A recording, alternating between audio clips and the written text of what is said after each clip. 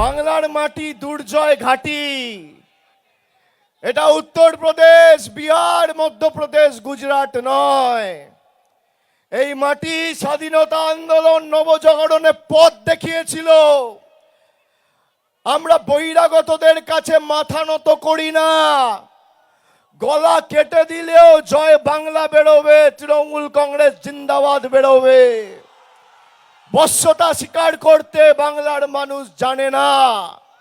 মেরুদণ্ড বিক্রি করতে বাংলার মানুষ জানে না। আত্মসমর্পণ করতে বাংলার মানুষ জানে না। আমরা যে দাবিগুলো নিয়ে সোচ্চার হয়েছিলাম,